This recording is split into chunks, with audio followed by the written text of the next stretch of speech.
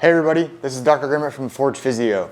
Today we're going to go over our single leg stance. So this drill is simply designed to be able to feel foot pressure and getting used to putting force back into the ground. So I'm going to go from the side. Simple way to do this.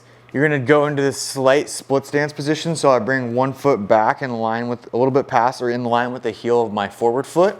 And then I'm going to shift my weight onto that front foot. And then I'm gonna bend my knee.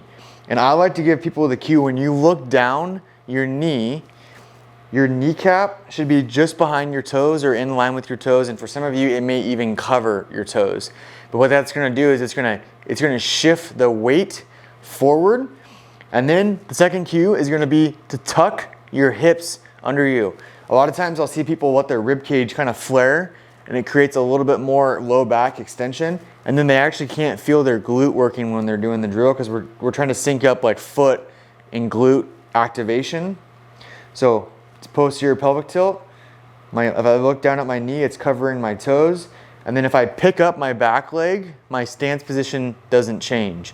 So if I pick up my back leg and you're all over the place, your foot pressure is probably off, and your center of mass, meaning your upper body, is probably cantered in some position to change it to where you have difficulty balancing.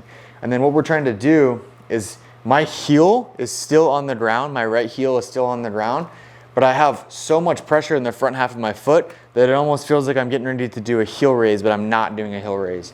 And when I do that, I can really feel the activation in that calf musculature on my right side. And then I can feel my glute on the right starting to work, especially if I keep my hips tucked under me. So if I face the camera and I do my right foot again, split stance position, I'm gonna shift my knee forward to where it's pretty much covering my toes. I'm gonna tuck my hips under me, and then I'm gonna drive my foot like actively into the ground without allowing my heel to come up. And then I'm gonna check my position by bringing that off leg off the ground, or the back leg off the ground, excuse me. And if I lose my balance, my setup is typically off. And as I'm talking to you guys right now, that calf on that right side is really starting to burn. This would be a second set of me doing that, okay? So if you're not getting a ton of calf activation and you can feel the burn happening, go back, rewatch the video, check your setup technique to make sure that you have adequate foot pressure. The last piece is just like we've done on all of our other drills that we're trying to activate the calf. You gotta be mindful of where your foot pressure is actually at. So if all the weight is on the outside of your foot, typically you're not gonna feel a whole lot of calf activation. If you get way too much weight on the inside of the foot, you're gonna create internal rotation in the hip, or you get more hip sensation or glute sensation. Some of you may get a little bit of uncomfortableness in the front of the hip.